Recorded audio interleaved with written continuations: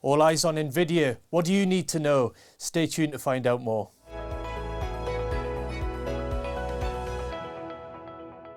Just 5 days ago, Nvidia was crowned the largest business in the world, overtaking Microsoft after its share price has rallied more than 140% so far this year.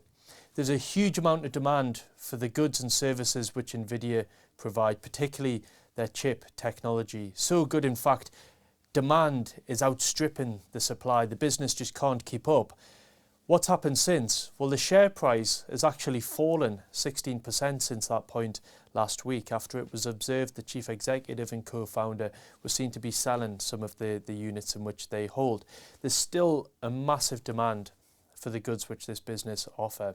But given its prominence, given its size, given its influence on the broader market, we did see the technology sector come down with the share price. The Nasdaq, as an indicator, came down 1.1% on the day. And this bleed in the technology sector did come into the broader S&P 500, which fell 0.6% on the day. But interestingly, if we look at other sectors within the US outside of technology, we actually saw some strength. If you take the S&P 500, take all 500 companies within there on an equally weighted basis, that actually rose by 0.5%.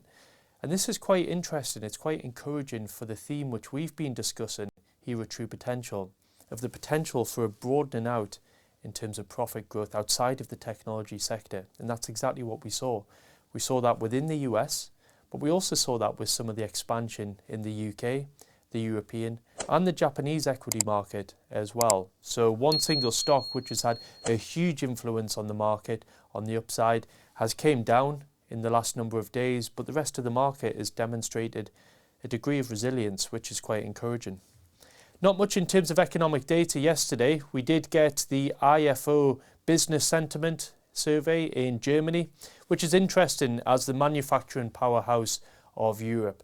What are we seeing in Germany? Well, much like we're seeing elsewhere, those in the service sectors are actually very upbeat. They're very constructive on the current health of the business, but they're also looking ahead and saying, we've got a lot of orders which are coming in as well. And this is really supportive for the ability for them to continue to generate strong revenues and strong profits as well at a time when inflation is coming down. And as we know, interest rates are coming down across Europe as well. In terms of manufacturing, in terms of the current reading, so how do you feel today? The manufacturing businesses were a little bit more uncertain, but when you dig into it, they were essentially saying we've still got big backlogs of orders, but just not as many as what we once had. But as you look further ahead, anticipating that this too will improve. So on balance, a bit of a softening in terms of the index read. It came down from 89.3 to 88.6. But in general, when you get under the bonnet, there's still quite a lot of constructive outlooks within the businesses across Germany as well. Rest of the week, we'll get some important inflation updates. We're kicking off with Canada as well, which will be an interesting one to see. So thank you very much for listening and tuning in today. We look forward to bringing you up to date tomorrow here on Morning Markets.